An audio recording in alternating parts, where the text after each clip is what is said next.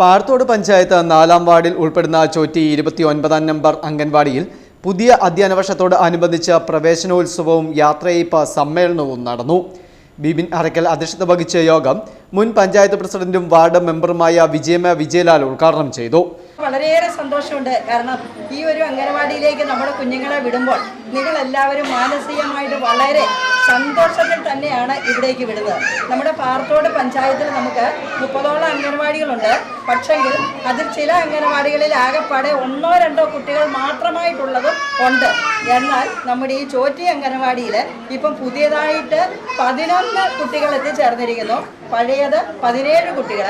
അപ്പം ഇത്രയും കുട്ടികളുടെ ബാഹുല്യം ഈ അംഗനവാടിയിലേക്ക് വരണമെങ്കിൽ എന്തുകൊണ്ടാണ് എന്ന് ഞാൻ പറയേണ്ട കാര്യമില്ല, എല്ലാവർക്കും കൃത്യമായിട്ട് അറിയാം.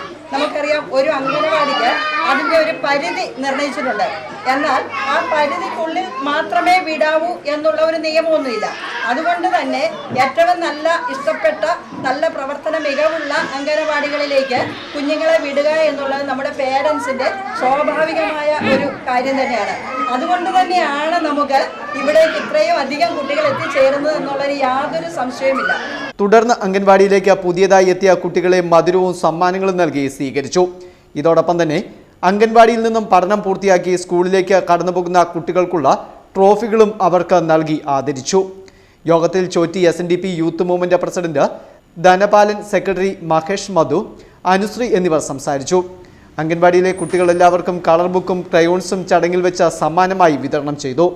കൂടാതെ പഞ്ചായത്തിൽ നിന്നും കുട്ടികൾക്ക് അനുവദിച്ച baby bed ward member anganwadi worker Bindumol PKക്ക് കൈമാറി. യോഗത്തിൽ നിരവധി രക്ഷിതാക്കളും കുട്ടികളും പങ്കെടുത്തു.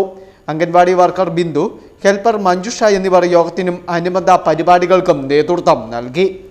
Fest news, Mundakayam.